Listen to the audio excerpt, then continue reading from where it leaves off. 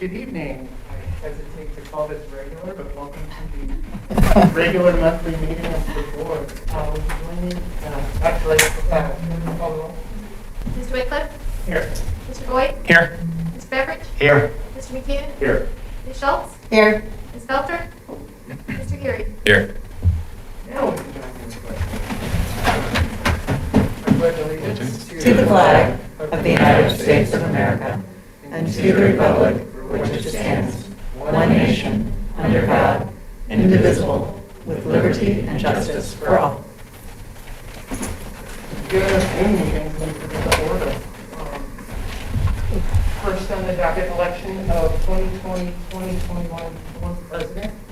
Before we get straight to that, I would just like to quickly say it's been an honor to have you guys' trust to lead this body for the last 2 years. So with that, You're kind of assuming then that someone else is going to be nominated. well, I'm not gonna lie, my wife is really hoping to. Well, I would like to nominate Joe Everidge for board president for the school term 2020 through 2021. Second, We have a motion to cease nominations. I move to cease nominations for the 2020 through 2021 Board of Education. Just cease. Just cease nominations. Second. Thank you, Joey. Mr. McKeon? Yes. Ms. Schultz? Yes. Mr. Geary? Yes. Mr. Wycliffe? Yes. Mr. Boyd? Yes. Ms. Beveridge? Yes. All right, and then I would seek a motion to elect Joe Beveridge to serve as the 2020-2021 Board of Education president. Second. Yeah. Yes. Who So moved moved. first? Still have a second? That was it. Second. I've got a motion by Mr. McKeon, a second by Mr. Boyd. Mr. Boyd? Yes. Mr. Beveridge? Yes. Mr. McKeon? Yes. Ms. Schultz? Yes. Mr. Geary? Yes. Mr. Wycliffe? Yes.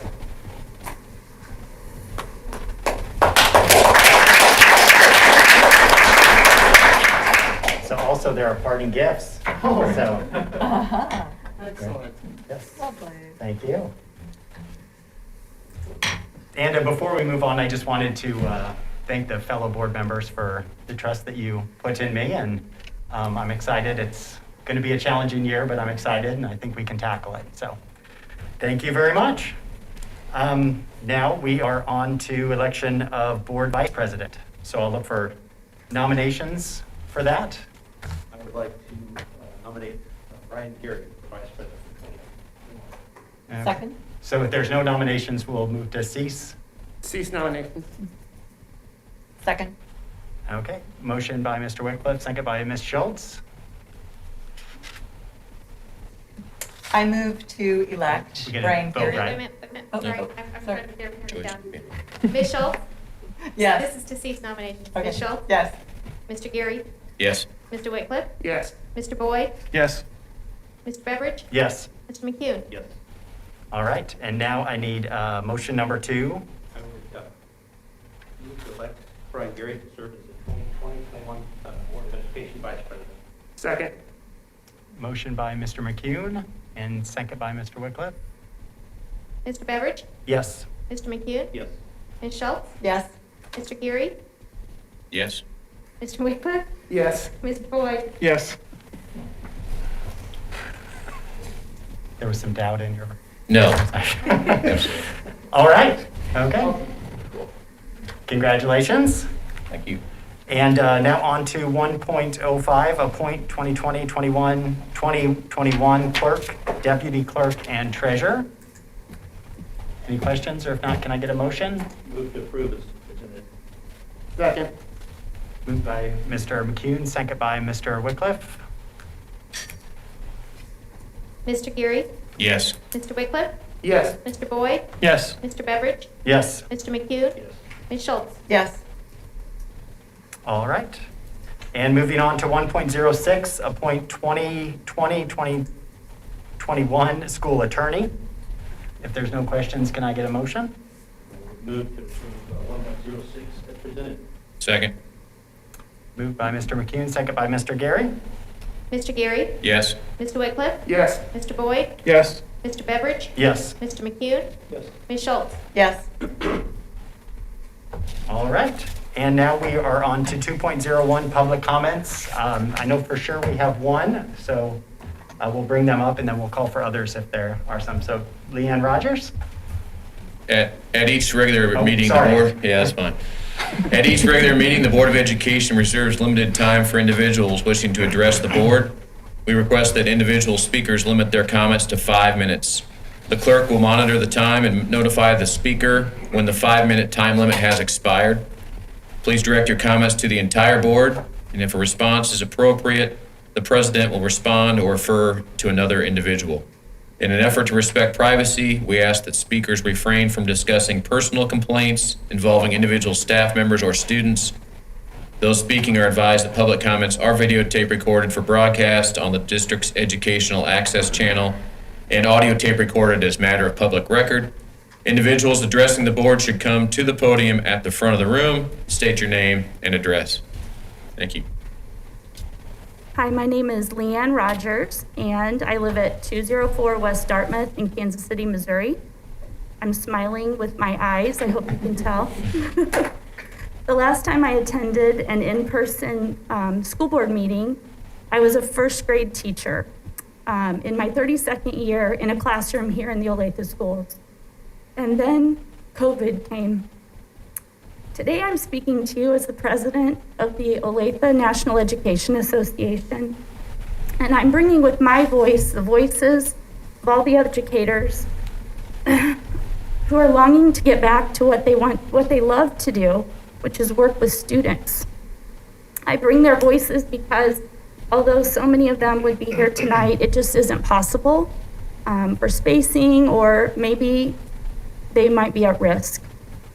As a first grade teacher, I was pretty good at consoling and listening and comforting my first graders if they had worries and fears. But right now in my new role, all I can really do is listen.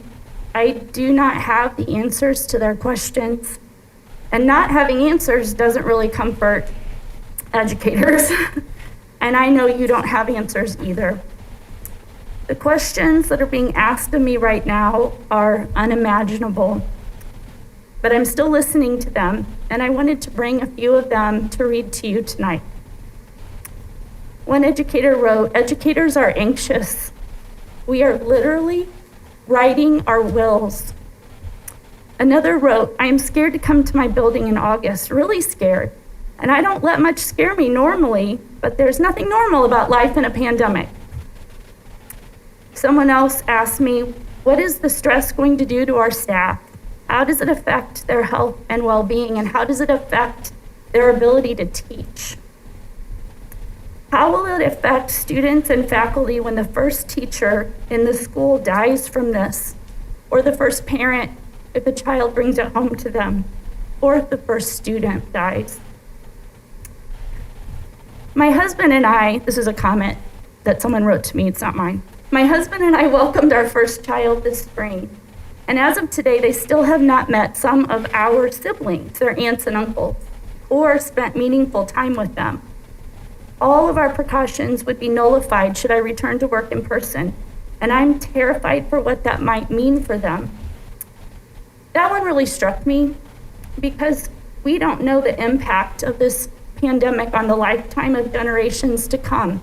The impacts are unknown, they're unpredictable, and because of this, we must err on the side of caution, and we must use the best scientific information we have based on the most current data that we have.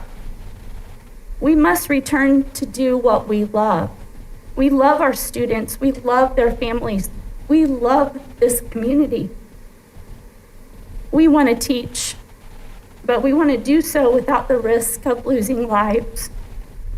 I'm going to keep listening to them, and I won't have answers. And I want to thank you for listening to me tonight. Thank you. Thank you.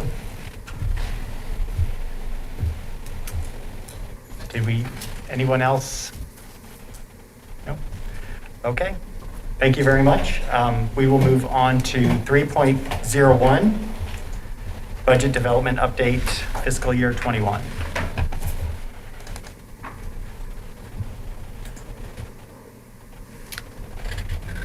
Good evening.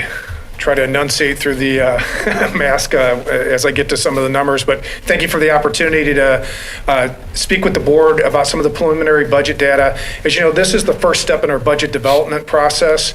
Later in the agenda, I'll ask for your approval for a notice of hearing, and I'll give you a little bit about the background and trends and where we've landed with our maximum legal budget this year. As I mentioned, notice of hearing is our first step. It will be published in the paper on next Friday, the 24th, and you'll hold a hearing at the August 6th board meeting to hear any public comment regarding the budget. Some of the key assumptions this year behind the budget are that our enrollment is still growing, but at a much different pace than when I first joined the district 13 years ago. We anticipate being up about 89 students. We'll have a total projection of 30,388. However, our funding is now not based on that growth. It's based on the prior year or an average. In this case, it would be based on the 2020 number, which was a growth of 97 full-time equivalents. As you recall, we also, we no longer, because our funding is not based on our current growth, we do not put any contingencies in our base number, but we do build in about a 10% contingency in each of our weightings. And the reason we do that is if we had additional free and reduced students or additional bilingual students above our projection, we would not get the funding above what we projected at. So we increase the revenue piece. We also increase the expenditure. So it stays neutral, but it has the effect in the notice of hearing of inflating the overall look of the budget. Our assessed valuation growth this year was about 4.6%, so our budget's built around that. And we welcome another increase in our base funding, $133 above last year's level, so we're now at $4,569 base funding per pupil. As you can see, we've been on that uphill rise. We've even exceeded our 2008-09. I'm very happy to be standing here not talking about comparisons to how far below we are, and had we kept up with this, that it is growing. So that's a welcome change. Some of the other considerations in this budget, as we developed our legal maximum budget, was that we tried to maximize our LOB state aid and capital outlay authorities, as we've done in prior years. We kept the bond and interest absolutely flat, which is actually at a decreased level than we promised in our two bond issues. So that's been a nice advantage over the last couple of years. We've been able to still pull that levy down. But at this point, we have to leave it flat in order to continue to get through. We're in our peak years on our debt curve.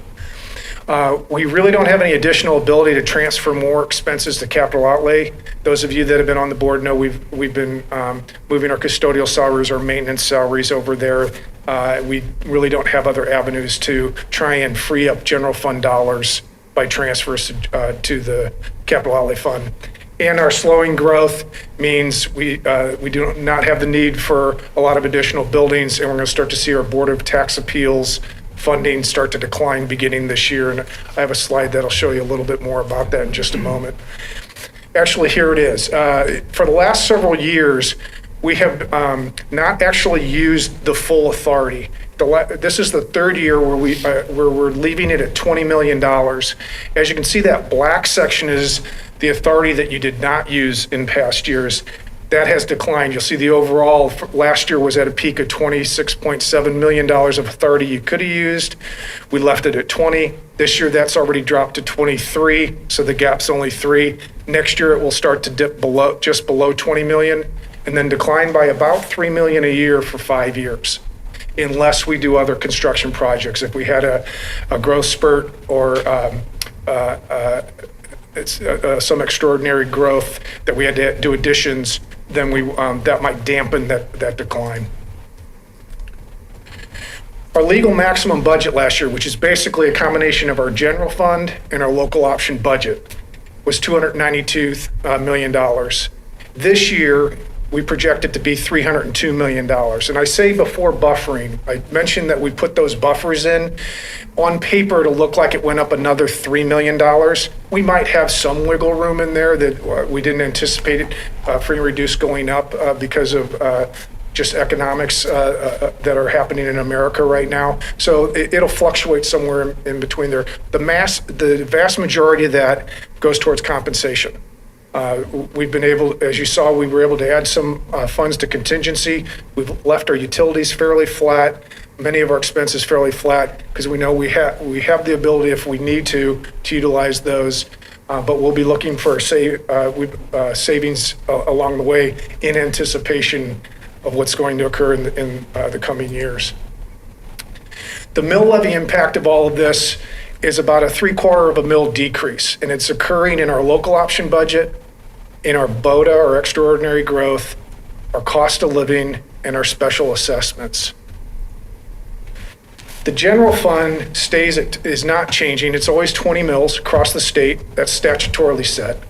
The local option budget levy, the reason it's decreasing is a combination. Our assessed valuations are higher, and that valuation is higher per pupil because we're not growing as much. Therefore, our ability to ask for additional LOB, state aid, kind of decreases as well. It's all about how much buying power or valuation you have behind every pupil. Capital outlay is established at the statutory maximum of 8 mills.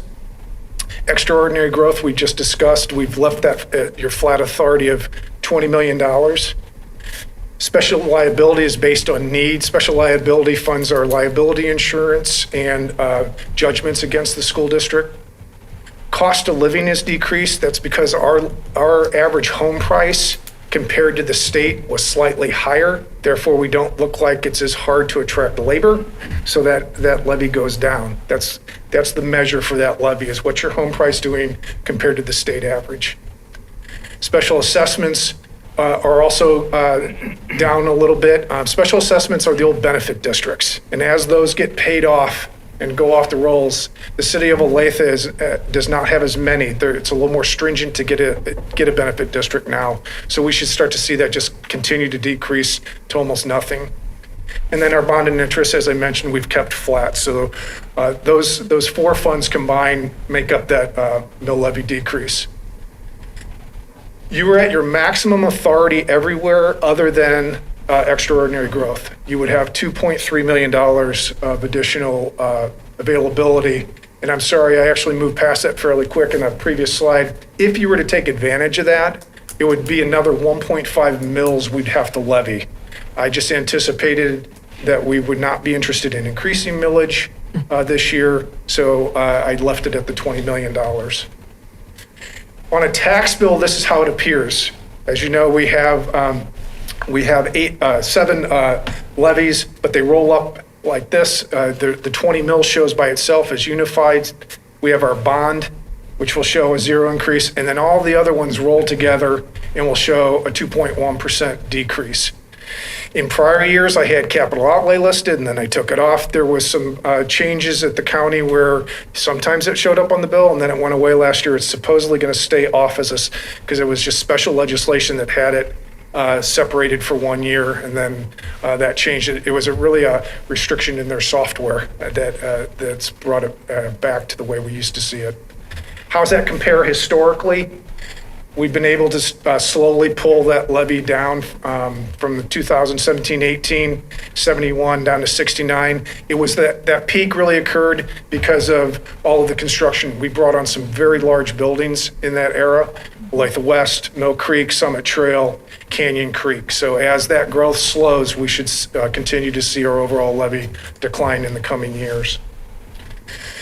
So as I said, this is the first step tonight. Later in the agenda, we'll ask for your approval to publish that notice of hearing. We'll publish it on the 24th, have the hearing before the August 6th meeting, and then have adoption of the budget. But just, I need to stress again that you're not approving any budget this evening. What you're doing is allowing us to publish a maximum budget in the newspaper. You can always decrease these budgets or levies. You just can't go above once it's published in the paper. That's why we utilize all your authority as we do this preliminary budget. Any questions about the notice of hearing? Anyone have any questions? I've got just a Okay. couple of questions real Sure. quick. You had mentioned the bond curve that how many years do we have where it's kind of at its peak before it's, We're kind of at the crust. It's starting to come down. On the notice of hearing, you'll notice we're at about $500 million worth of bonds outstanding, but we're at 560 2 years ago, 530, 500. But the debt schedule itself, we'll start to see the payments going down as well now. We're taking off big chunks we're in the third year of large payments, and now it starts to drop off unless we go for another bond issue and kind of push it off. But we won't have the demand like we did when we had to bring on a high school, middle school, and elementary school all at one time. so the second question, just real quick, was on the not maximizing the BOTA. Can you talk just a little bit about how school districts can get in trouble if they maximize it? Yeah, the reason I recommend not maximizing it is, as I said, we'll be losing about $3 million a year. Would we prefer to lose $3.5 million a year? Because it's really, you can become dependent on that revenue source versus using it for one-time things. We were in such a growth pattern for 30 years, we became somewhat dependent on it, and it's going away, so I didn't want to dig a deeper hole to climb out of. So if we can make budgets balance the last 3 years without utilizing the whole thing, it'll make the next 5 years much easier. Thank you. Any other questions? All right. Sorry for the hand signals, I feel like I can't speak. I appreciate that. All right, thank you very much. Thanks, John. And we can move on to our next presentation, 3.02, Diversity and Inclusion presentation.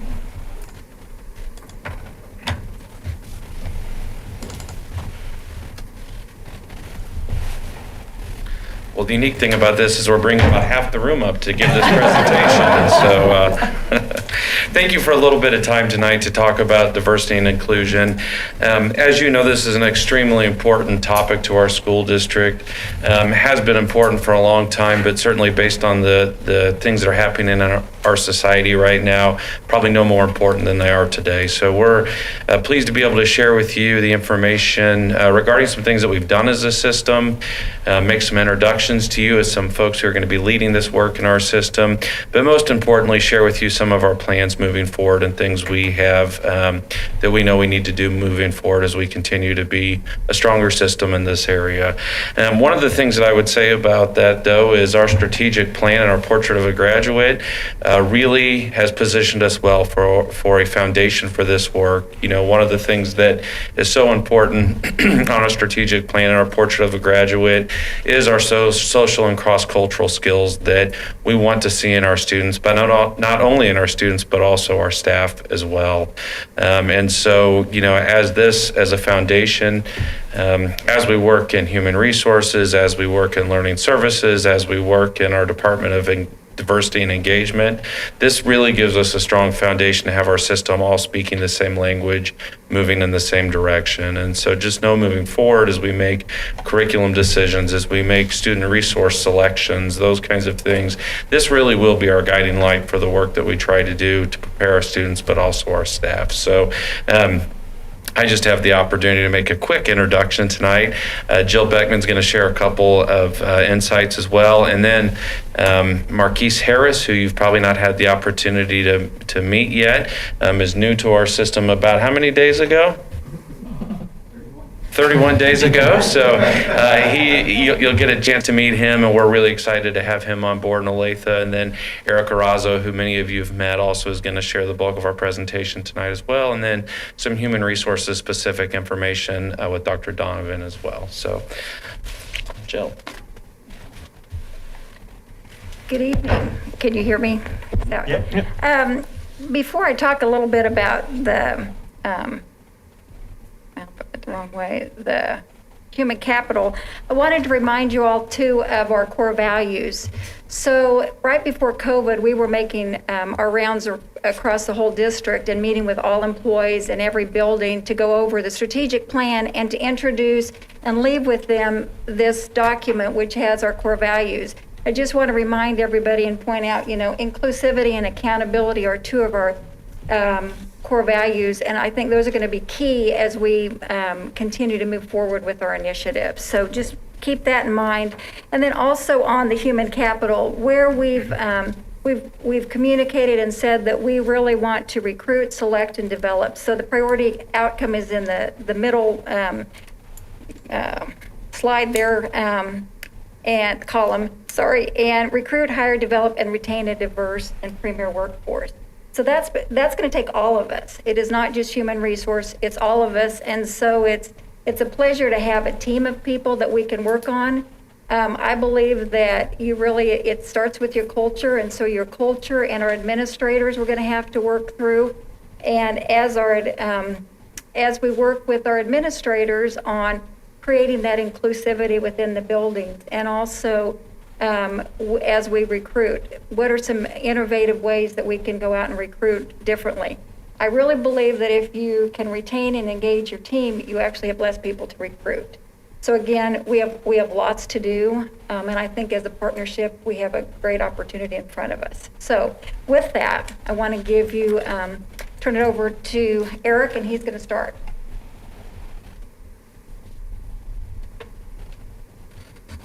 Hello, everyone.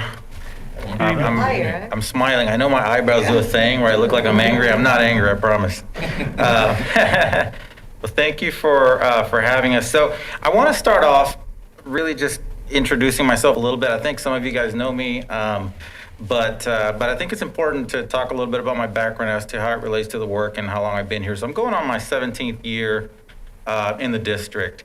And so my background is my parents migrated from Guatemala, and I was born in San Francisco. And I grew up being, I would say, an at-risk youth. At 16, I was a father. At 18, I met my beautiful wife, and my second daughter was born. And so at that time, I joined the military. I really wanted to better myself. Went to Germany, came back, and the neighborhood that I had grown up in just wasn't a good fit for me even then. And when I was in Germany, my twins were born. So now I was like 22 years old with 4 kids. And I came back to California. Like I said, it really wasn't a good fit for me. So I really wanted to get away. And I had a cousin that lived in Kansas.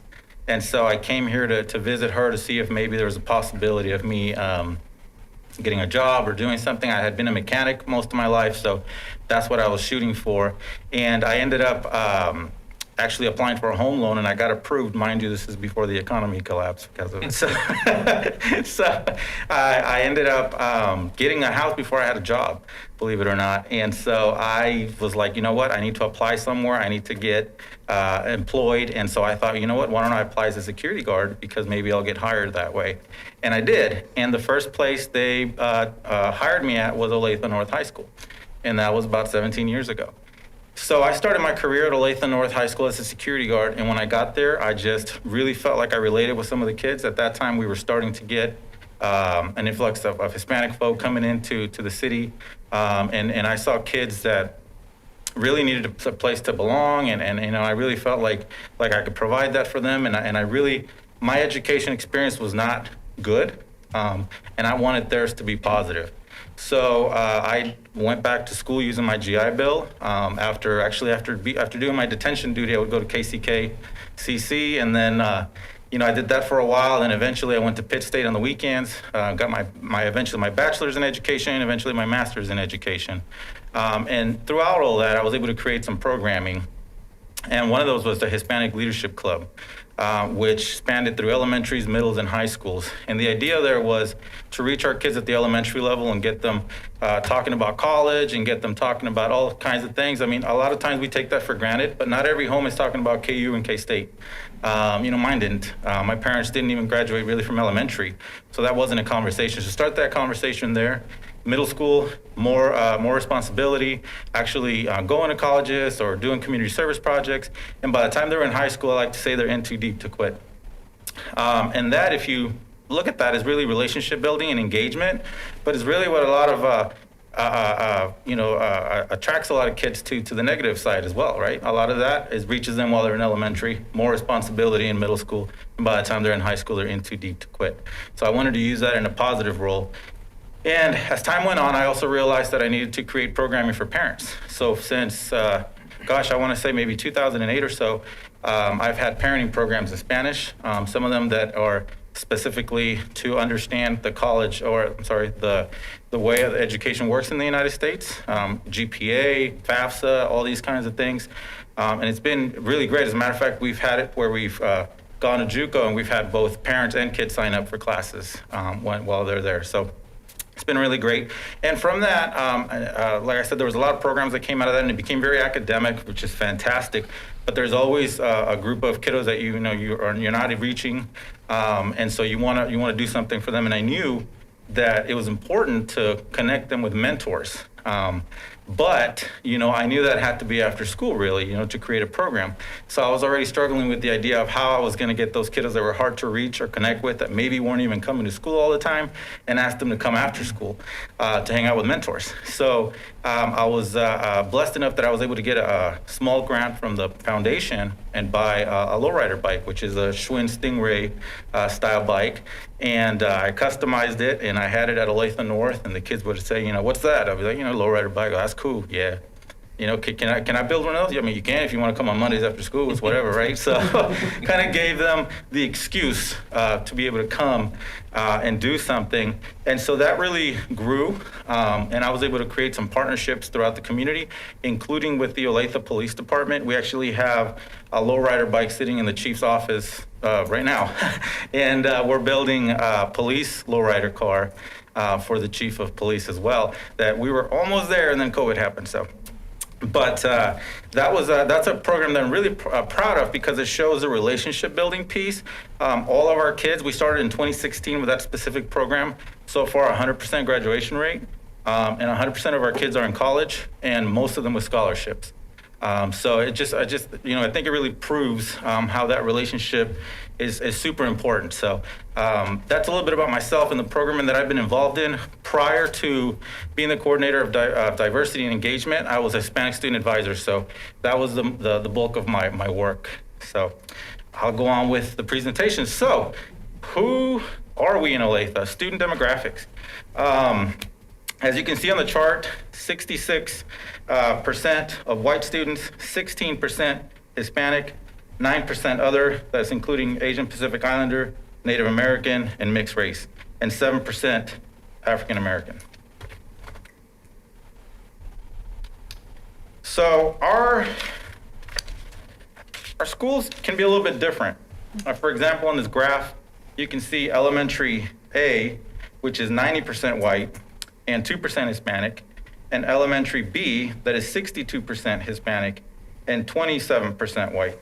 As you can tell, our Hispanic population is our second largest population in our school district, and based on this data is why we were creating the programs that we have up to this point.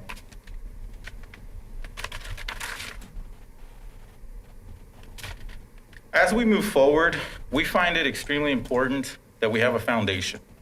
And so we know that these three terms are extremely important to establishing the foundation of our office and our work. First one being diversity, all the way in which individuals are similar and different that impact the influence interactions with one another. This includes race, color, ethnicity, nationality, religion, etc. Equity is another word. The guarantee of fair treatment, access, opportunity, and advancement for all, while striving to identify and eliminate barriers that have prevented the full participation of some groups. And lastly, of course, inclusion. Authentically bringing traditional, excluded individuals and/or groups into processes, activities, and decisions in policymaking in a way that shares power and ensures equal access to opportunities and resources.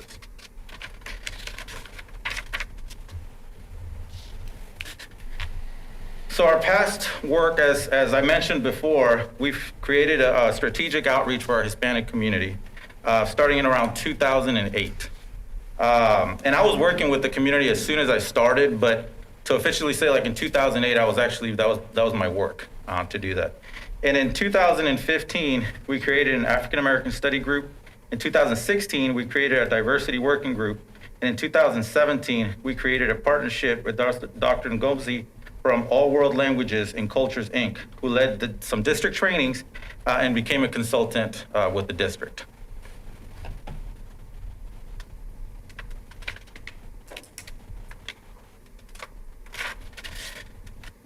So in 2019, my department was created. So that was huge. And in 2020, we actually brought a group of staff and community members to conduct a SWOT analysis around diversity, equity, and inclusion, which was very important. We wanted to get the feel for the community. I think that as we look at diversity, we have to understand that there's a lot of groups within that. And so it is important to ask the professionals, what they think would be better for their community.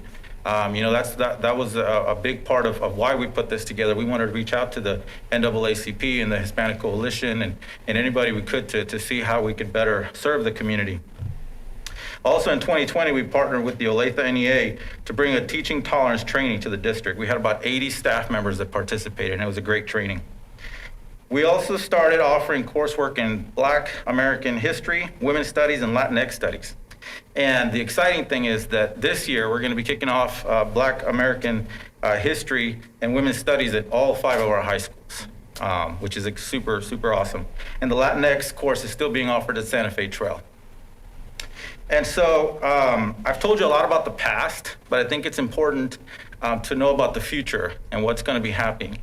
So with that, I want to ask Marquise Harris if he would come up here and keep going with the presentation. Great job, Rick. Thank you. Well, good evening officially.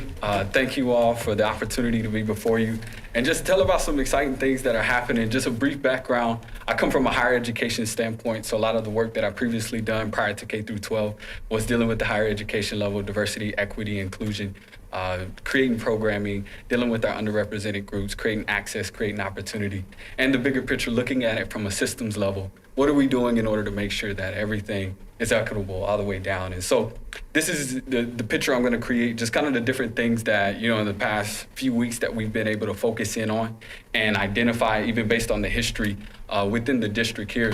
So one of the big things that we have to understand is we have to compartmentalize our work and understanding what are our key areas of focus. So if we identify our stakeholders within the community, within the Olathe Public School District, understanding students are our number one priority. What are we doing in order to make sure that we're creating an equitable system for our students? The next level is our employees. If we don't create an equitable system for our employees, then the service that goes for our students is, it's a domino effect. The next level down being the family and the community.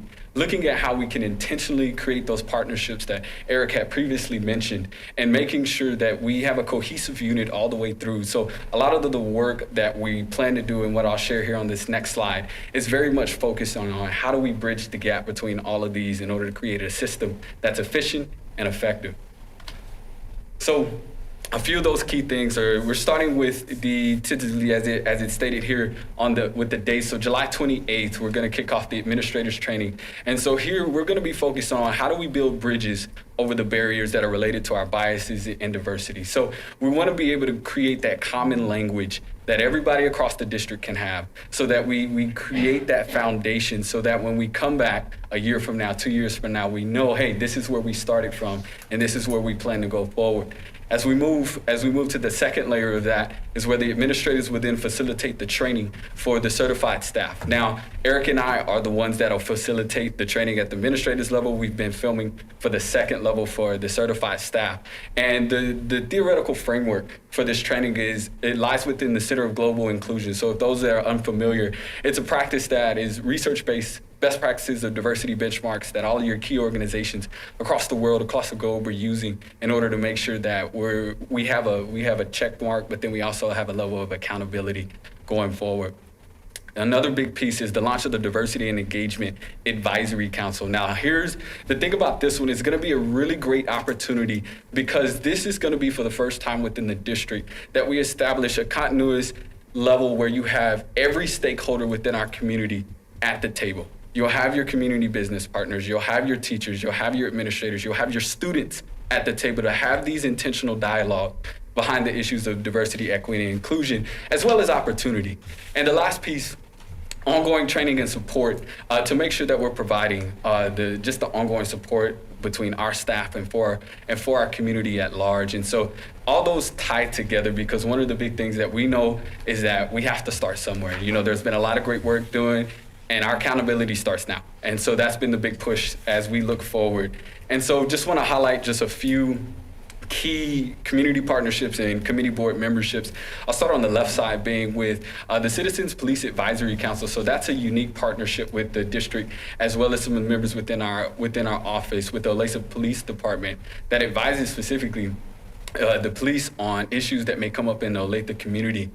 Keying down to the El Centro. So El Centro is a well-vested establishment within the Kansas City community, targeting the Hispanic community. They actually have a new office that's located here in Olathe, so it's going to be a great opportunity for us to continue and build upon that partnership. And then also with the board membership at United Community Services. And so for those that are familiar and unfamiliar, advocacy and collaboration for human services for all within our community. So want to continue to build and foster that relationship. On the community partner side, we have some new relationships that we've been able to build. Number one being with the Olathe chapter of the NAACP. We know traditionally that this demographic within the Olathe community has been one that we've been trying to do a little bit more with. So in an intentional effort to build partnerships with this group as well is going to be critical. And then also to end with this, with the Olathe Latino Coalition, with formerly known as Bienvenidos KC. And so that was established by the mayor here, and that's going to be a continued partnership to help build and foster what we've already built strong within the Hispanic community. But we just wanted to paint a quick picture about kind of the work and how it's situated at the community level, the student level, the employee level, to know that, hey, it's a tall task ahead, but it's one we're ready to tackle and move forward on. And so with that being said, I want to call Dr. Donovan up to close us out on the final piece as it relates to human resources in our department.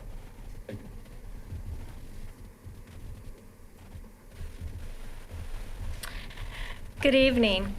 For the next few minutes, what I'd like to do is highlight some of the past initiatives that the district has focused on. You may or may not be aware of some of those.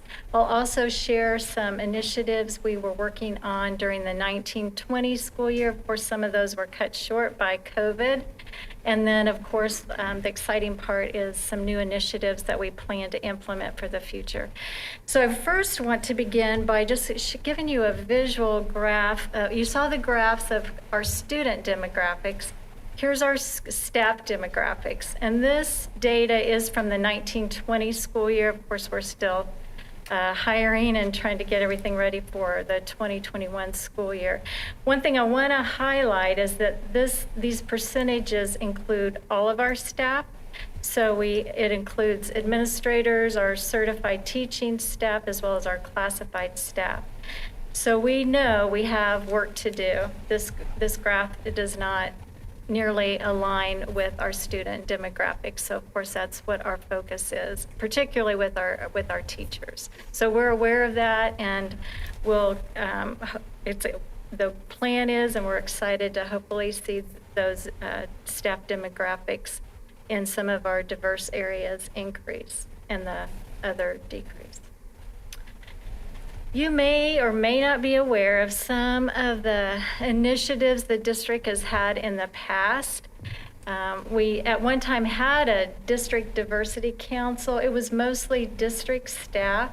I did serve on that as a human resource representative. We did, at that time, look at our strategic plan and talk about initiatives.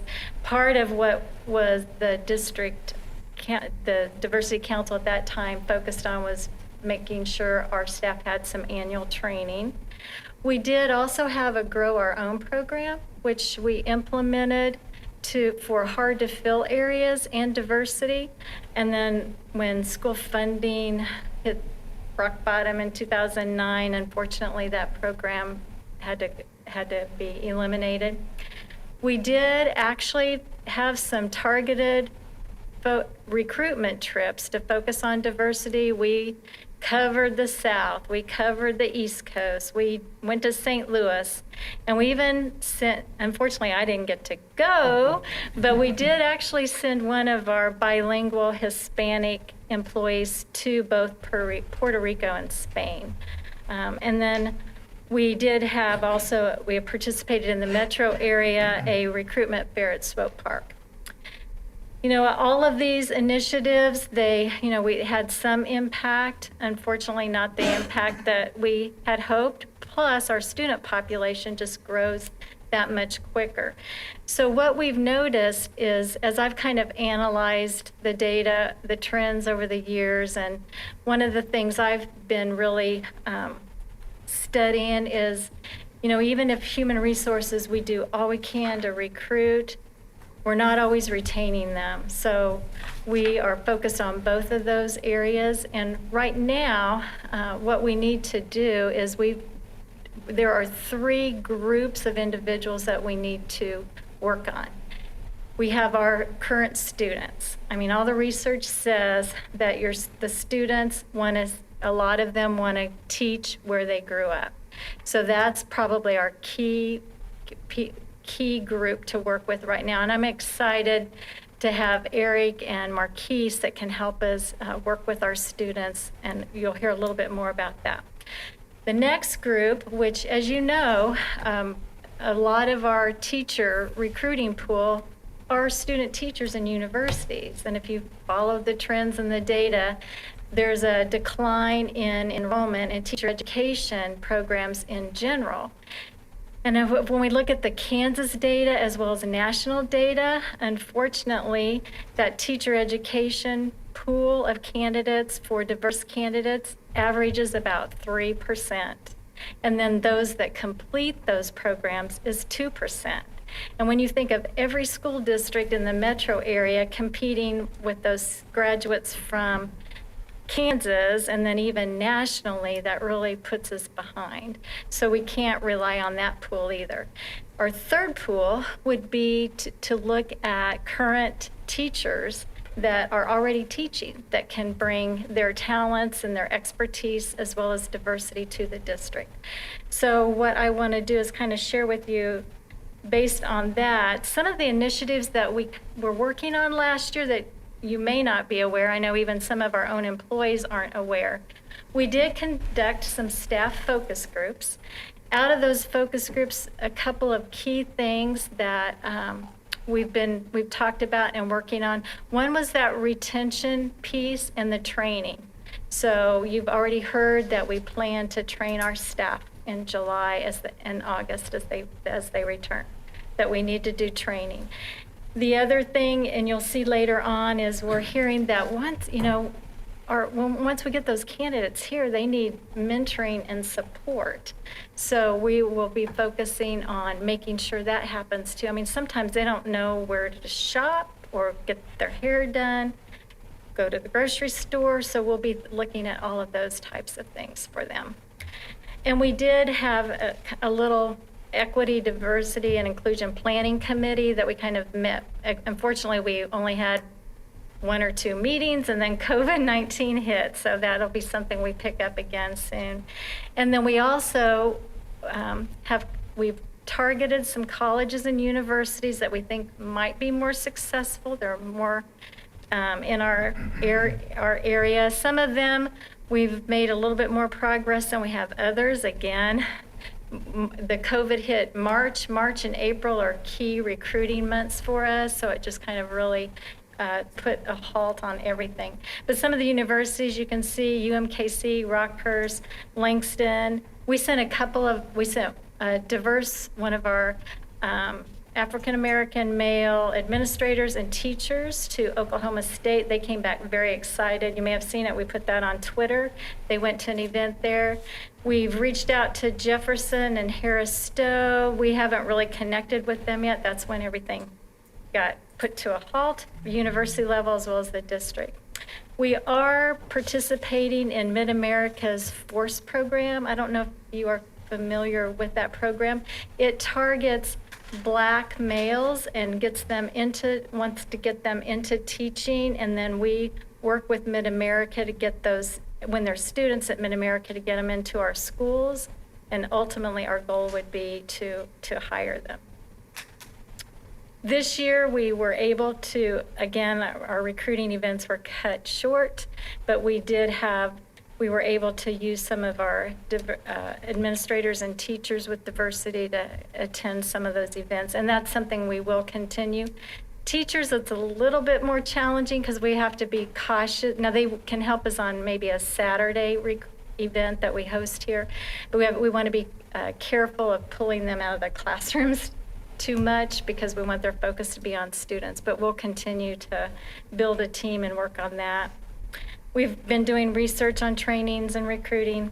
And then another exciting piece is we have Dr. Addison is part of learning services, but her responsibilities have been realigned a little bit. So she's working closely with myself and our team. She, and if you're not familiar, works with our Emporia State PDS program. So she's doing some of that day-to-day contact with the colleges and universities that some of our team does not have time to do.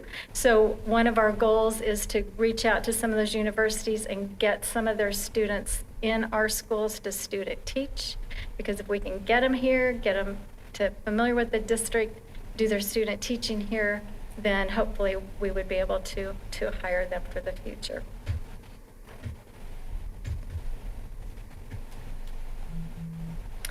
And that, yeah, okay.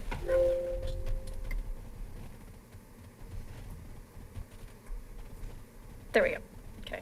So the only other thing, what we do have continued some other initiatives to focus on too that we that I'll just go over.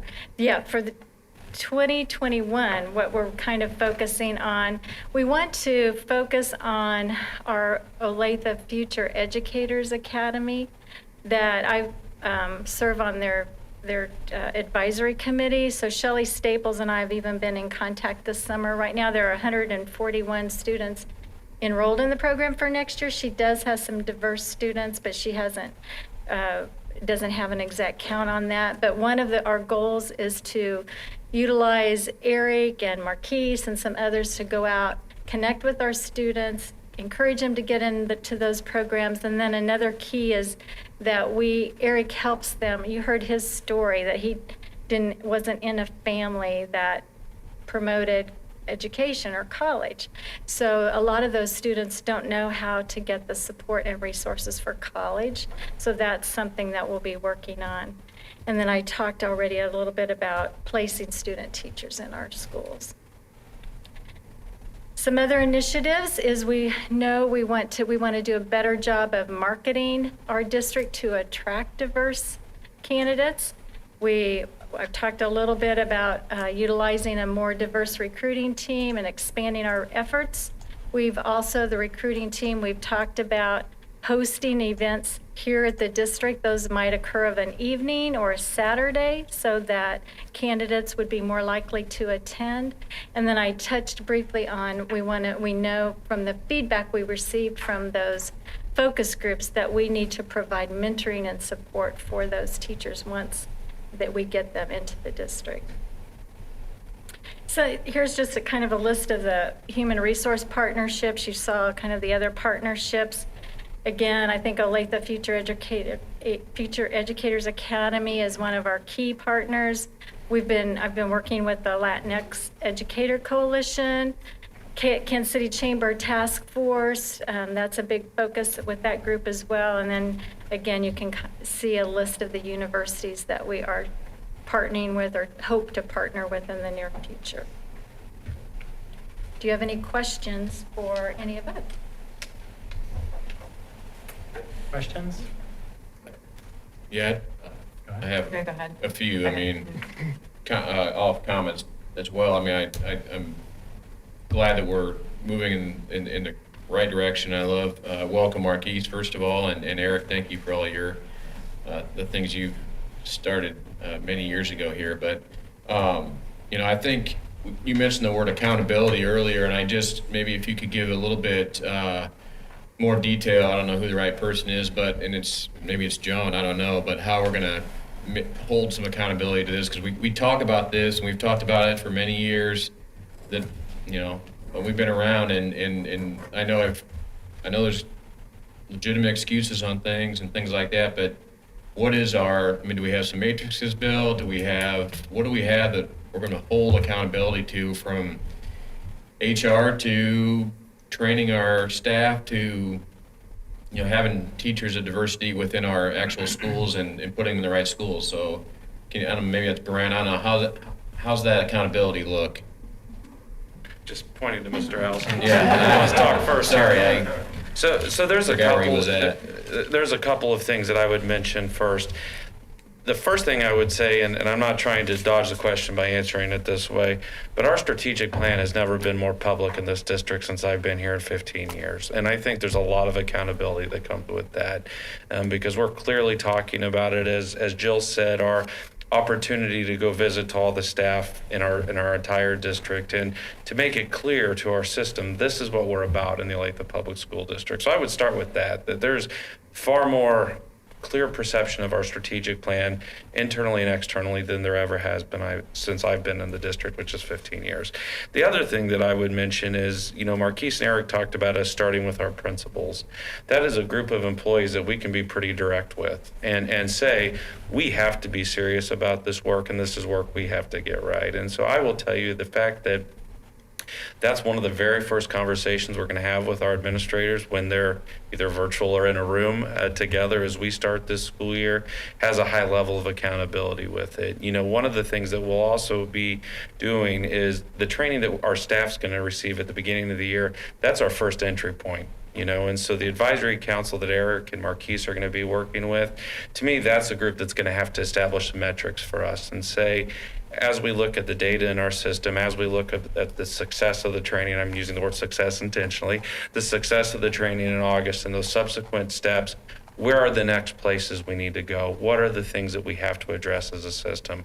And then how are we going to know that we do that? And honestly, to some of it in a system like ours, that's by schools even telling us, here's the date we did the training and here's the feedback from our school. I mean, it can't just be something where we say go and do and we hope it goes well. I mean, we're really going to have to ensure that this happens through our system. And so I do think, though, by having a representative group as an advisory council that's going to guide and lead this work with Eric and Marquise, it's really going to provide an accountability for our system to do that. Because one of the things that has happened over time is there's been discussions, but a lot of it's happened in this room, but it hasn't left and then infiltrated our buildings. It has to some degree, with a lot of good effort, but there hasn't been the systems approach that there's going to be moving forward. So I don't know if that answers your question, but those are the thoughts I have immediately. A little bit, and maybe a better question might be for Marquise or Eric. What's success for you guys? What do you hope to see out of this in the next couple of years? And I'd add on to that, maybe what are some of the things that you're most excited about and maybe some areas where we can dig in quickly? I think they go together. Yeah. Yeah, I mean, starting off with the trainings, I think that's super exciting, especially talking to the the administration, like Dr. Yeager said, that we can get real. I mean, I think that I can tell you my perspective. I've been a para, I've been a classroom teacher. I've gone from the bottom up, and to be able to see it in the perspective of the students that I've worked with, the parents that I've talked to, and to be able to say, hey guys, this is where we need to go. This is what has been going on, and to be able to be a resource, I think is super important. To not just leave the training, walk away, and then hope that it's good until we see each other next time, but to say, hey, here we are, so that you can call us at any time. We're going to be checking in with you to see if you need any assistance, and it's better to have that open dialogue with folks and just make it a safe place to ask questions, to move into a territory that a lot of people aren't familiar with, or it's new. So that's what I'm excited about, to be able to provide that support, I think, for our staff, as well as with our students, and to be able to have the input from the community as well, with the folks that we're going to be reaching out to see how it's affecting a community and what we could do better, and then try to figure out a way to quickly implement that.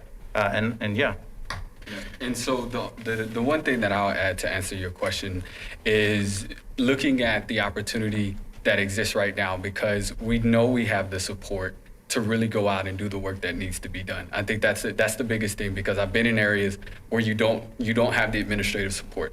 You don't have the backing district-wide. And so what happens is you operate within a silo. And you operating within a silo limits what it is and the impact. And so for me, the number one thing is having that support district-wide is going to be important.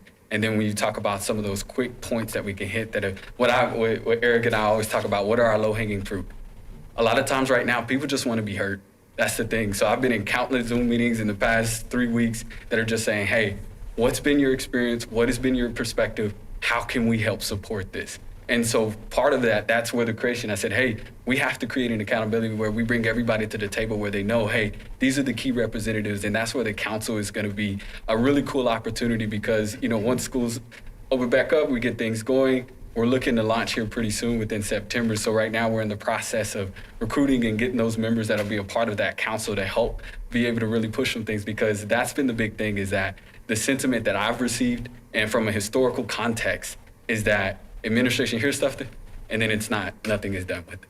And so for me, being able to say, hey, the administration is backing this, trust us, because we exist for this very reason to help push and be a voice to bring some of these concerns in. So for us, we're looking at what are some of the immediate action that can be taking place with the council, with the training, and then creating an avenue for support and system of resources. Because we were on meetings just recently, yesterday with teachers that are saying, hey, how do we have this difficult dialogue and discussion? And we say, hey, wait for the training. We'll give you the green light in order to even have the tools and resources. Because most times right now that we're finding out is that they just don't feel equipped to even know how to have the dialogue. And so for us, that's what I'm excited about. That's what, collectively as we look forward, great opportunity to move forward. I'm glad to hear that you're feeling support, but I would add to it that we also, and I think that in discussions that we've had as individuals, there's a sense of urgency about this. Yes. That it's great that you have the support. Support can operate at different paces. Yeah. And I think that we all in this room, having had these conversations for a long time, recognize that without a sense of urgency about we must do this. And we trust that you're all going to do that for us. Yeah. From an HR standpoint, as far, there's data that we also need to be looking at. And I think that's what we need to look at as we're recruiting, where we're going and are we retaining, and we need to be able to document that and show, are we making progress and learn from that. The other thing is we've been very intentional, as Eric said, with our Hispanic population, human resources, we had one person that was bilingual. Now we have 4. And those were intentional hires. We put that on our requirements that we wanted somebody that was bilingual. 2 are recruiters and 2 handle our leave of absence. So I think being intentional is pretty critical. We have a long ways to go, but I do think the other is collaboration. And if you read the definition of inclusivity, it's respect, collaboration, and intentional. And that's kind of the beginning parts. But I also think, to Brian's question, we've got to have data and be able to show that. So I do have a question. As we look historically in 2015, 2016, 2017, there were study groups and working groups and training provided. Kind of going back on what Mr. Geary said, those are 3 consecutive years where we had these working groups or study groups. How are we going to know going forward that the Diversity Engagement Advisory Council that's being set up, that it's just going to be another council where nothing productive is going to come out of that? Can somebody speak to maybe what happened historically and then really nail down the difference that's going to move this needle forward? So historically, what I could say is that it's been situational. So we've realized, okay, there's a challenge with this. So we get a group of people to talk about it. We visit about it many times in this room. We say, okay, the action step of this is we're going to have our students make a video. We're going to share it with our staff so they understand the student perspective. All very well intentioned. But I think the difference is there wasn't a group like the advisory council that's going to have the clear charge that says, this is the expectation of what needs to happen in this school system, where we say, okay, we're going to go do this. We go and do it. And I say we in a very global sense. We go and do it. And we come back and we say, here's how it went. What's the next step? I mean, I really think that's a huge part of it, is a lot of it was situationally happening. The other thing that happened, and again, I'm not trying to begrudge our past. That's what got us to today, though, right? But, there was different advisory groups and groups that met. And many times what happened at those is we'd have a representative from our schools come to our district office.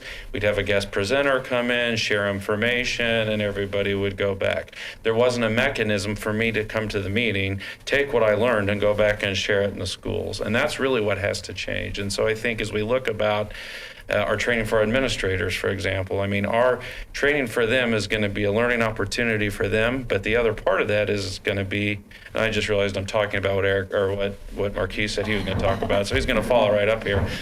is the expectation that you've come, you've learned, we've prepared you, now you need to go back and lead that training in your building. And the next step will be to follow up. How'd it go? What's the next step? Giving that information to the advisory council. To me, that's really the difference. It's not just coming to learn and doing nothing. It's coming to learn so you can take action. Has the council been established? And if not, what's the dates for that? Go ahead. For the timeline? So the timeline for that, so for the next couple of weeks is being intentional. We're finalizing the purpose, the commitment, and the different things as far as the requirements. But in the next couple of weeks, it's intentional recruitment of who potentially will be advocates that'll serve on this, that'll be people that'll be champions and be committed to it. Because part of it, to answer the question about the longevity, is one of the commitments is that this isn't just a one-year thing. Hey, we're looking at a minimum, hey, commit to this for 2 years. So that we can see, hey, the first year we're listening, we're taking action. Second year we're evaluating moving forward. And if you want to be a part of it moving forward, that's going to be the level. So I think the other big piece behind that is going to be the program evaluations behind what it is that we're doing and assessing accurately what it is that we're trying to measure, and seeing from a recommendation standpoint that may come out of the council, seeing immediate action as it relates to the system that says, hey, these are intentional, they're well vetted.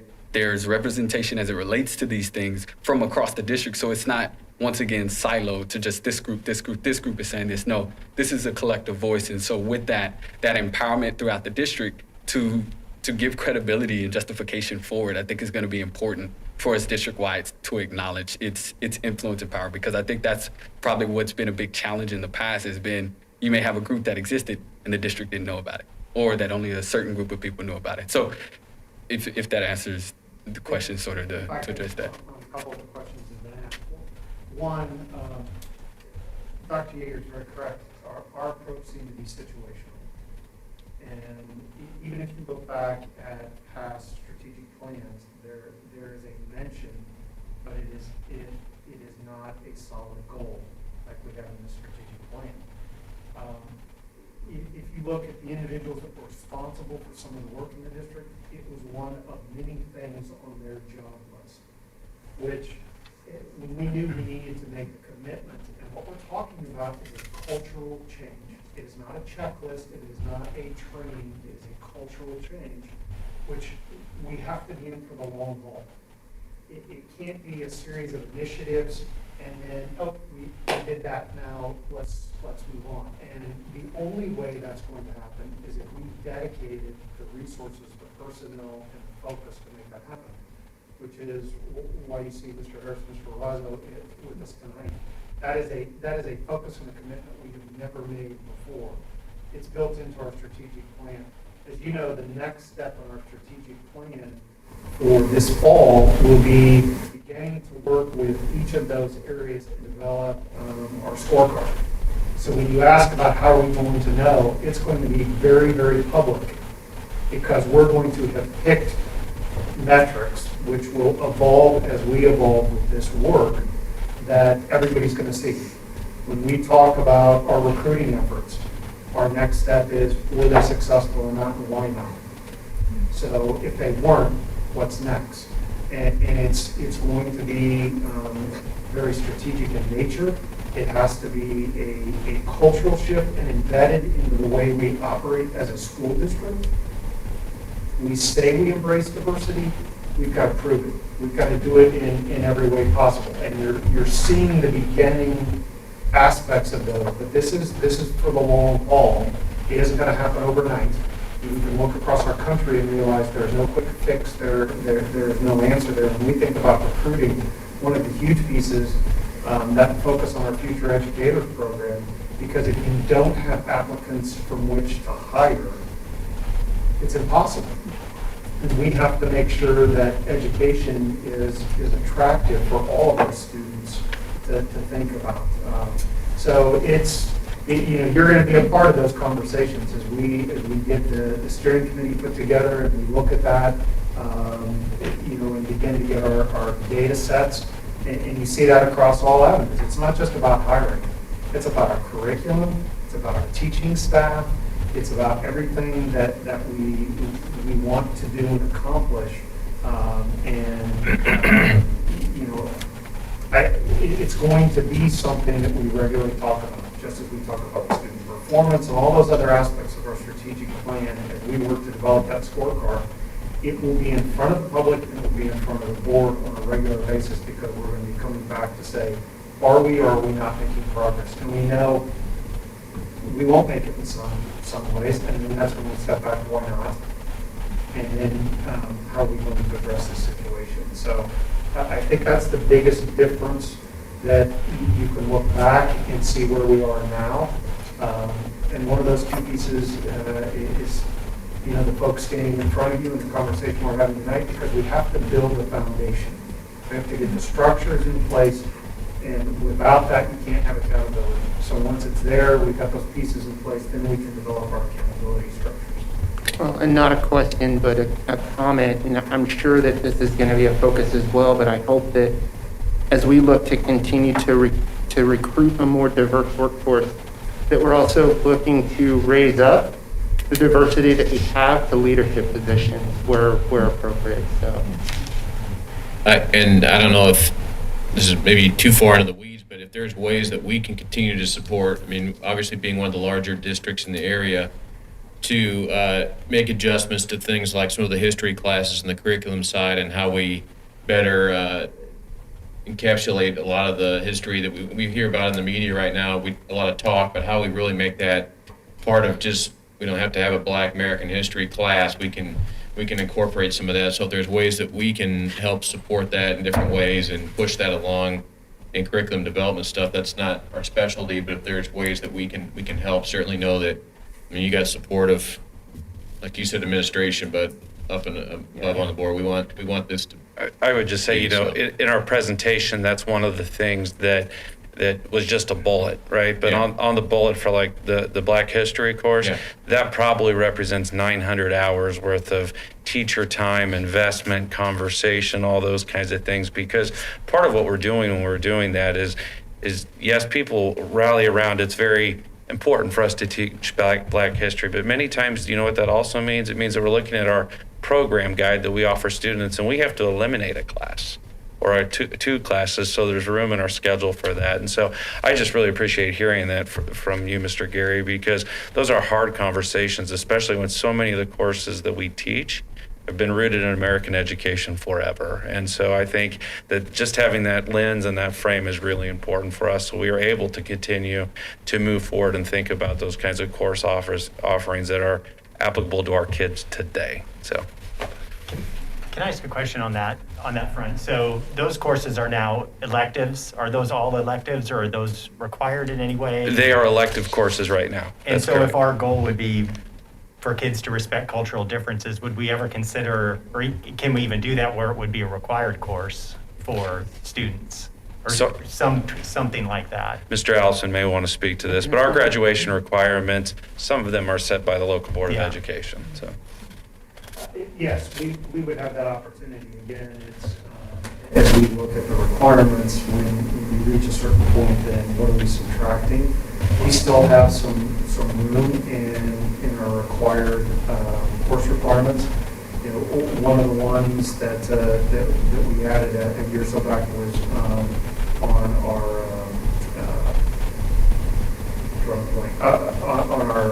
consumer Personal finance. Personal finance, yeah. Which was very important, and the board agreed when we brought that forward. And we do have some credit opportunities, and it's still within our required graduation credits, so that may be something we look at. I think my ultimate goal would be, as we think curricularly, is why do we need a standalone course if we're doing a better job of realigning all of our other courses, whether it's language arts to history to those types of things. So we've done a better job, and I will say as a state and a country that's done a better job, when we look at standards, what's included and what's not. And we can push, and we have so many of our coordinators and our teachers that serve on some of those state committees as they reevaluate standards to make those changes to where it's part of the weave into the course versus needing to look at how do we supplement with a standalone course in some way. So Again, it's, particularly when you talk about curriculum, that's an involved process to work through, and it's also very difficult and takes a great deal of time for our curriculum committees to look through resources. There really, when you select a textbook, it's based on 2 state standards. It's either Texas or Florida, because those are the 2 largest states for the textbook manufacturers to publish. So for us to even do the analysis for the alignment to Kansas standards, and now that's something that Dr. Yeager and his coordinators have put in place, is we're also looking for the cultural aspects of materials we're looking at, and how do those rank, and if it's not comprehensive enough for what we want to accomplish, where are the supplemental materials and those types of things to help our teachers as well. We can't expect them to go out and try to find it on their own. That's part of our role as a school district, is help to provide some of that. So long-winded answer to yes. I think that's something as we move forward we can consider, but more importantly, it's got to be in how we approach our overall curriculum, K-12, as we select materials and redefine our scope and sequence. So Brad, I was just going to say to you, Dr. Yeager kind of took one for the team there with his answer, but I mean, I would just speak for myself that my position on the board was more situational in this regard up until now. I mean, I'd like to think that I'm going to be laser focused on this issue moving forward, and it's 45 years too late, but it wasn't just staff, at least from my perspective too. I mean, the board, I could have done a better job, and I plan to do a better job in the future. That's awesome. I appreciate that. And I hope that you guys not only feel our support, but feel our sense of urgency and feel motivated, encouraged, empowered to go out and really do the work that you're called and championed to do. I really encourage you to use, I mean, I would imagine you probably already have plans, but using students in a lot of these partnerships and getting them out in the community as best they can and see the importance that they play in different ways. But I'm sure you're already way out ahead of that. But. Yeah, and if there's a role for any of us, because if you can't tell. There may be board membership on that advisory group. Yeah, I was going to just echo that real quick. I mean, anything where we can be involved, where we're not a disruption, even if we're just a fly on the wall, I think sounds like we'd all be interested in that. If it's appropriate, like I said, we're not a disruption to it. No, I have to say we do need one. I just let you all know that there's one spot available. So I decided to put amongst yourselves. But yeah, thank you all for that. We do appreciate that. Yes. Any other questions? Thank you. No, All right. thank you. Thank very you. much. Thank you. All right. So originally, we had a 3.01, which was going to address school reopening, but we got a curveball yesterday, and I was just going to give Mr. Ellison a chance to kind of discuss why that was taken off and what the plans are moving forward. Thank you very much. Yes, we did have a presentation that we had planned tonight to talk about school reopening in the fall. With the governor's executive order announcement yesterday, it's something we're going to have to step back, wait till we get the governor's executive order and reevaluate where we were. But and to do that, we're going to need to call a special meeting once we have that information and can reassess it, make the adaptations we have in our plans moving forward. So that'll be forthcoming as soon as we can take a look at the timeline on that. There are a couple things I do want to mention, and we'll go into much more detail when we do have an opportunity to have that conversation. But this has been work that I want to thank Dr. Yeager and Learning Services, our teachers and our administrators that have been engaged in the Johnson County Department of Health and Environment and our general community. As you know, you've received a lot of input on what folks would like to see for school next year.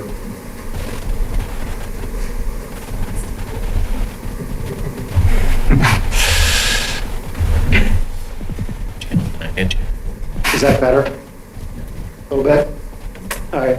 As guys would like to see next year. And it really has run the gamut from individuals that are very concerned that we have school at all, to those that want school normal, just like we've always had, no restrictions and full activities.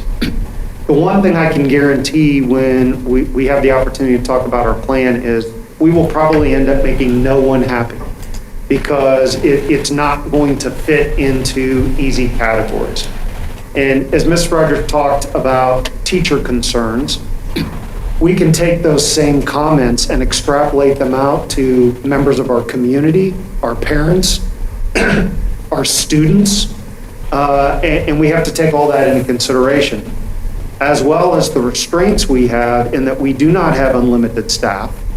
The square footage and design of our buildings were designed for large numbers of students and those types of things. So ultimately, the decisions we make and the recommendations in a plan are going to have to be contingent upon all the aspects, and what works best for Olathe may not be identical to what works for Dodge or Wichita or Blue Valley or Shawnee Mission. We know that the negative impact of kids being out of school, be it social, emotional, academic, some of our students not being in safe environments, school's critical. It's critical in many different ways for our society. So we're in a unknown time, trying to come up with answers and solutions to which nobody has any ability to predict or to give us clear-cut information, which is why our plan and recommendation will be heavily tied to Johnson County Department of Health and Environment and the Kansas Department of Health and Environment's recommendations. The state plan, and I didn't bring it in this evening, but the state plan that was made available to school districts last week is over 1,100 pages long. So to go through and identify aspects of that, and it's really a series of recommendations and options for school districts to think about and select from. So these are all pieces that have to fit into the plan that we're moving forward. We stated up front, we would look at an on-site opportunity and we would look at a remote opportunity. And I will address, because it's been lots of emails in the last few days about a hybrid opportunity, which half the students would come one day, half would come another, so we could do more social distancing and those types of things. The reason we haven't talked about that option is it really is it's an all or nothing. We do not have the ability to offer full-time on-site, remote, and a hybrid opportunity. The staff and asking teachers to try to do all of that just won't work. So that really becomes an option with a whole nother different set of circumstances. And you've heard me use the word pivot. I think probably the better word from this point forward is spin, because it doesn't seem like we're just getting to pivot a little direction here or there. We're spinning in complete opposite directions, which the governor's executive order will give us some direction. It does give us the gift of time. And school districts, even though you can look at it and say, well, you've had a couple months to plan, the dynamics have changed literally day to day, and what's going to work for our community. We want it to be safe for students to come back, for staff to come back, and also reflect that we are a community entity. We serve our community. And if you look at 3 weeks ago, which is old data, when we ask our parents, knowing what you know now, would you send your student back to school or would you choose remote? 90% of our community said they wanted their kids back in school. And we have to respect that. When we're able to define what our remote and our on-site programs look like, and parents enroll, that may be completely different. It may be 80-20, we don't know. And the other piece, that spin, this is a little more of a pivot, depending on our numbers, will also depend in each of those categories on what the program looks like, just because of allocating staffing and those types of things. If you look at the 10% that wanted remote, It amazingly enough was about 250 people per grade level, but that's across the district. Doesn't mean you can just go grab teachers from this building and make them remote. So these are all the issues, why it is so complicated and why folks want an answer, they want to know. We have tried to be very, very careful that until we felt like we could give you the information that's going to hold as long as anything does during a pandemic, that we didn't want to, hey, here's today, oh, by the way, that's not going to work anymore, so this is what we're going to have to do as we're working with our teachers and their comfort and how do we get PPE and all those types of aspects. We've continually had to adjust based on the reality that's there.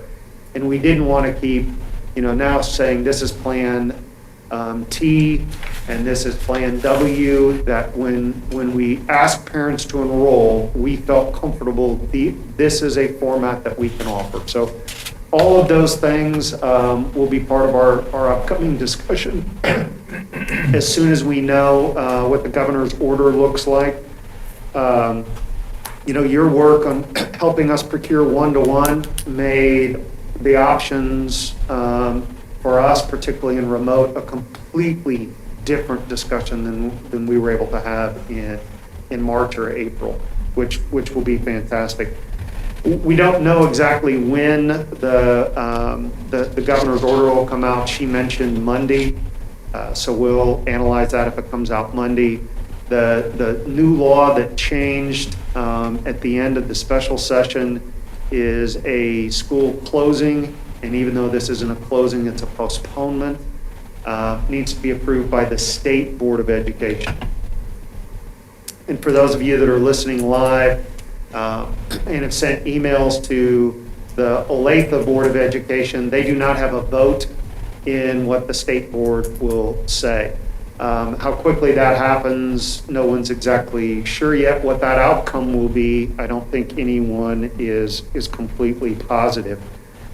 So we'll have to wait and see how that impacts all sorts of things. Our school year, there was a question asked at the end of her presentation about athletics and activities, and her comment is our goal by delaying the start of school is to reduce the projection of positive COVID cases.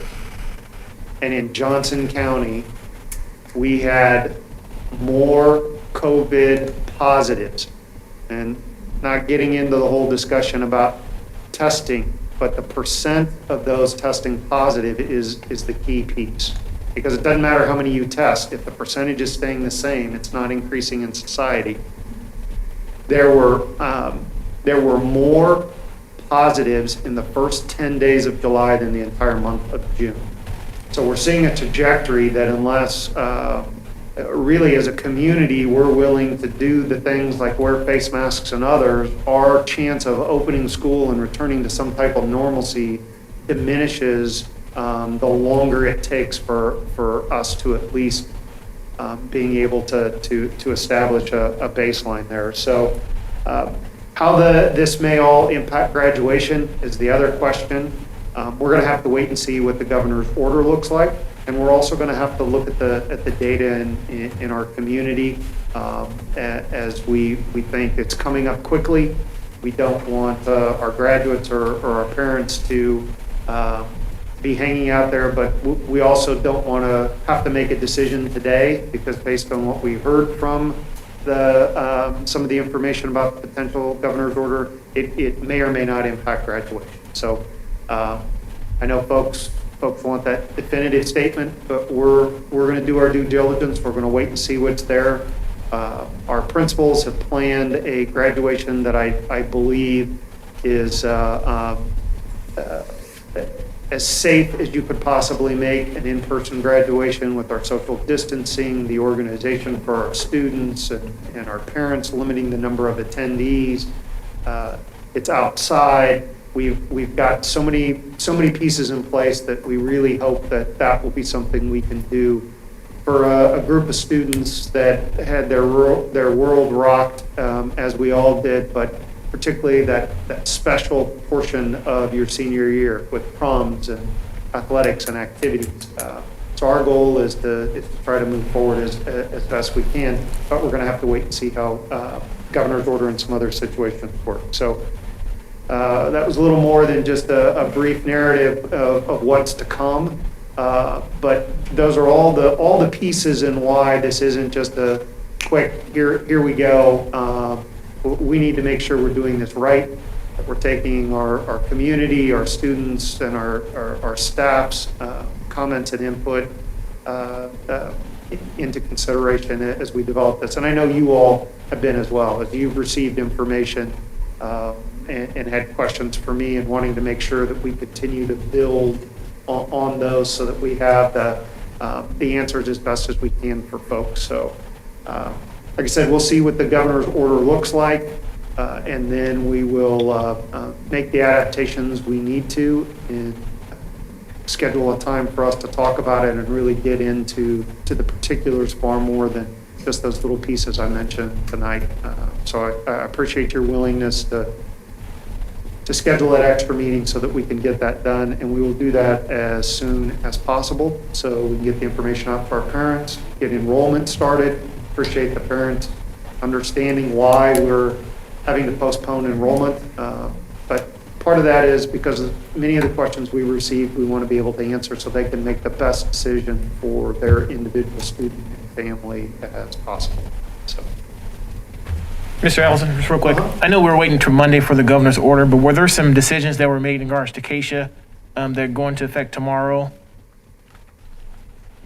in terms of sports and all Sports, that?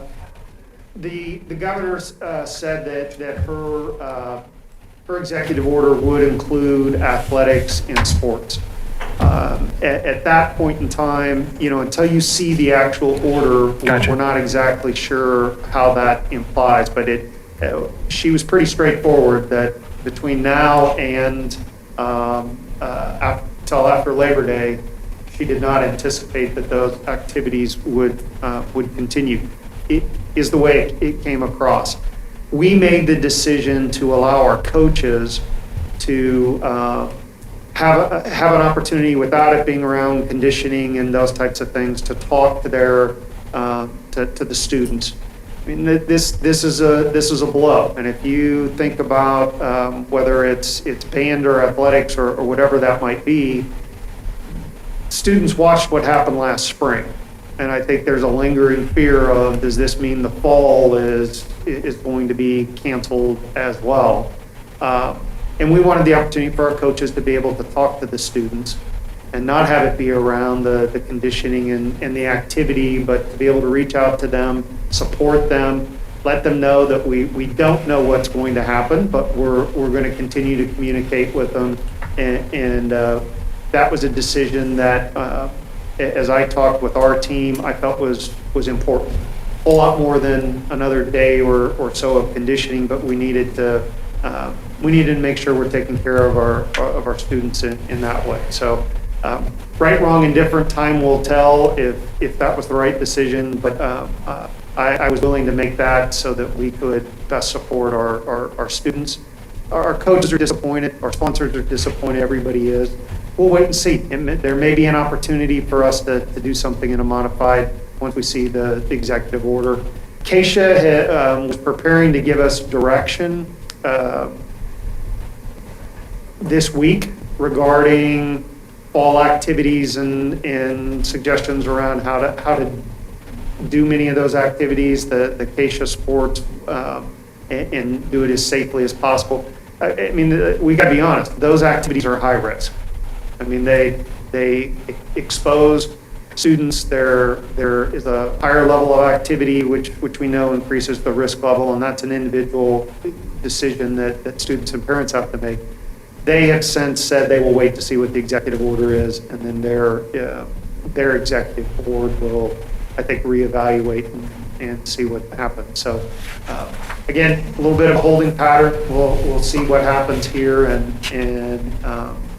look at how all that moves forward. But and we will continue to communicate as we can with the information that we have, and try to keep our focus on what's best for our students, our community, and our staff. And If I could just say really quickly, because we have gotten a lot of input and always appreciate that, it's important that we know what our community wants and is thinking about and is concerned about. We've always prided ourselves on being pretty good at getting back to people. I would just ask for grace with just the volume and the short amount of time, and I've got a day job, and so just know that we see you, we hear you, we take these things seriously and into consideration, and as you just heard Mr. Allison say, a lot of moving parts, constantly changing conditions on the ground, so just we hear you. And can I just add to your point? I did see a lot of. I just want to commend Tim and his group all the way down on the amount of social media activity really quickly about. I saw a lot of coaches and sponsors of activities scheduling meetings and those types of things with their student athletes or their participants in their activities that they sponsor. And that's, I'm glad that it'd be really easy to go pout right now and do that type of thing, but I think the biggest point is the support and strength that the kids need right now is so important, and these 2 days can really be a part of that. So, I'd even encourage those who haven't, those coaches and student activity leaders and things, to continue to get out and do that and to get those set up. But I did see a significant amount of that on the social media feeds built right away, and so I think that's huge, and we just got to keep that going as much as we can. Our coaches and sponsors have done a great job, supporting our students and moving forward. I couldn't agree with Mr. Gary any more about that. One thing I will point out, just an example of complications that come about with our spinning. You all have in the agenda an approval. We're able by statute either to pick the days or the hours we're in session. And we have always selected, I think, 99.9% of the school districts. The statute requires 1,116 hours. To give you an example, our days, by moving back to start after Labor Day, that's an impact to us of about 17 days. And one of the things we learned this afternoon is that there will be, last year we were able to apply for a waiver for some of those hours, and we've been told there will be no waiver this year.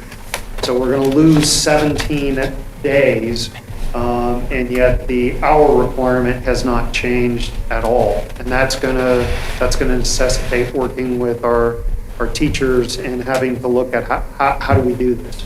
How do we make this work?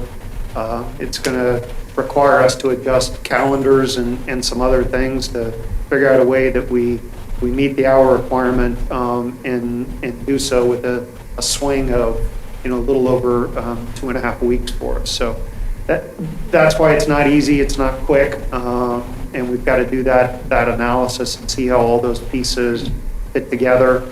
And we'll do that as quickly as we can so we can communicate to our community. Mr. Allison, who has the authority to make changes to that hourly requirement? That's actually in statute.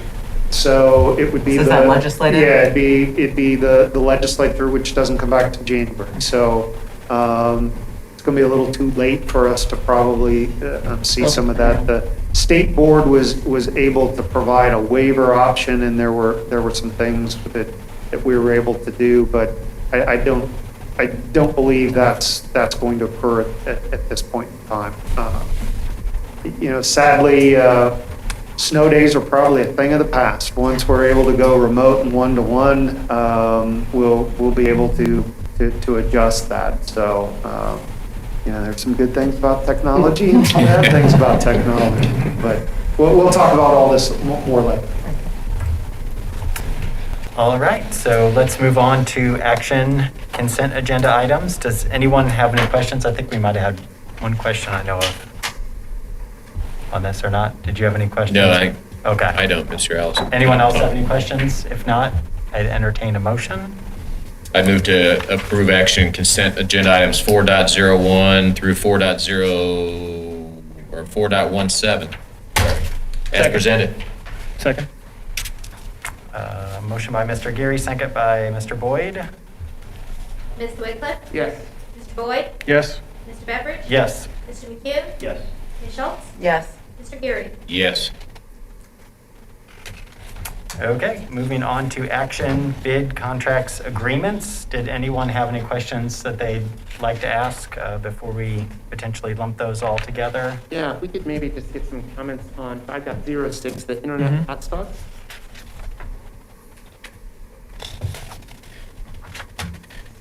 As you can see in the agenda item, we're requesting authorization to purchase up to 1,500 hotspots, but we're looking to purchase it through a particular vendor named Khajiit. While we could secure hotspots from any provider, Khajiit kind of layers on top of any provider that we pick and provides all of the filtering that our system has. Hotspots do not come back through our network as many of our devices do when they're off campus. This would allow us to have the same kind of diagnostics, same kind of filtering, and also a checkout system, which will be very critical for tracking these devices. But that will help if we get into a remote situation and a family does not have internet connectivity. This will allow access for students to get to their curriculum and instructional items. One of the keys of that filtering, there are two, it'll help us meet the heat rate requirements for filtering. The other is that hotspot will only be able to access the appropriate curricular areas, very similar to what they would be in the building. So being able to play games or other aspects with that will be limited, so that that hotspot is used for educational purposes and focused as much as possible. Thank you. So John, while you're up there, just real quick on 5.07, the kind of preemptive to purchase COVID-related equipment. If we could just maybe get, as a board, an update on what we were able to purchase over the last month, like not daily, but just... As of the end of fiscal year, we had purchased about $450,000 worth of COVID supplies, but as our procurement department tries to secure things, you literally have to cut a PO right now in order to get masks or shields or anything COVID related. So we have the CARES Act funds of about $1.7 million. I'm requesting that we have the authority to spend up to the full amount as we need to secure COVID items throughout the year. Okay. Any other questions on any of the action bid contract agreement? I don't have a question, but I do have a comment on 5.06. This is a big number, at least for me, but I'm glad that we saw that it was important enough to kind of address and build up that equity in terms of getting hotspot devices to our students that don't have that access. So while this is a big number, I'm glad that we are putting actions behind some of our words. So, and correct me if I'm wrong, one thing we should also point out about this, the number that's there is it's on a monthly basis. Mm-hmm. So we may not need this full expenditure. So it's really on an as needed basis as we move forward. So we do have some scale and some abilities if the need isn't there to be able to reduce the cost. Am I correct there? Okay. All right. If there's no other questions, can I get a motion? Move to approve action items 5.01 through 5.09 as presented. Second. Moved by Mr. Whitcliffe, second by Mr. McCune. Mr. Boyd? yes. Mr. Beveridge? Yes. Mr. McHugh? Yes. Ms. Schultz? Yes. Mr. Geary? Yes. Mr. Wycliffe? Yes. All right, on to action other. I thought since the middle one here might require a little bit of discussion, we'll just take them all separately. So if there aren't any questions, we'll just do 6.01 real quick and then talk about 6.02. I'd make a motion to approve action item 6.01 as presented. Second. Motion by Mr. Geary, second by Ms. Schultz. Mr. McHugh? Yes. Ms. Schultz? Yes. Mr. Geary? Yes. Mr. Wycliffe? Yes. Mr. Boyd? Yes. Mr. Beveridge? Yes. All right, on to 6.02, appointment of board representatives for 2020 and 2021. Do we have some interested parties for the Head Start and the Olathe Public Foundation Board representative? I'd be willing to make a motion to appoint Kristen Schultz, if willing, to serve as the 2021 Head Start Policy Council Board rep, which I've served the last 2 years. I'd be happy with that. That's wonderful. And also to Mr. Boyd to serve as the 2021 Olathe Public Schools Foundation Board rep, Second. which might even be a better opportunity. I'd be happy to serve. Okay, motion by Mr. Geary, second by Mr. McCune.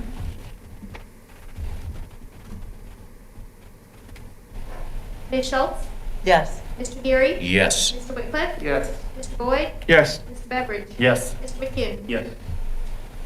And finally, action other, the 6.03, which relates to John's presentation earlier. Can I get a motion if there's I move to no? approve the notice of hearing publication in the Olathe News on Friday, July 24th, 2020. Second. I think Ms. Schultz beat you. So a motion by Mr. Whitcliffe, second by Ms. Schultz. Mr. Geary? Yes. Mr. Whitcliffe? Yes. Mr. Boyd? Yes. Mr. Beveridge? Yes. Mr. McCune? Yes. Ms. Schultz? Yes. All right, so then we have future action items, 7.01 through 7.11, and written information, unencumbered cash balances, which was really exciting, July 1st, 2020. So next is topics for discussion. Do any board members have anything they'd like to discuss? No. So I was just going to say real quick, Shannon mentioned kind of the volume of email that we've received over the last few days, and I was just going to make a comment that it was exciting that the overwhelming majority were very pleasant, kind, understanding, and I really appreciate our community and kind of understand the situation that everyone's in, and so I appreciate the kindness of the emails, and also just a quick thanks. John, I'm not sure who to give the thanks to about getting this live streamed. I know that was important to the community. We got a lot of emails for that, so a thank you to staff that they made that happen fairly quickly. Ms. Holt took care of that for us tonight. So thanks to communications. And I guess that's it. On to superintendent comments. Very brief tonight because you've heard from me quite a bit.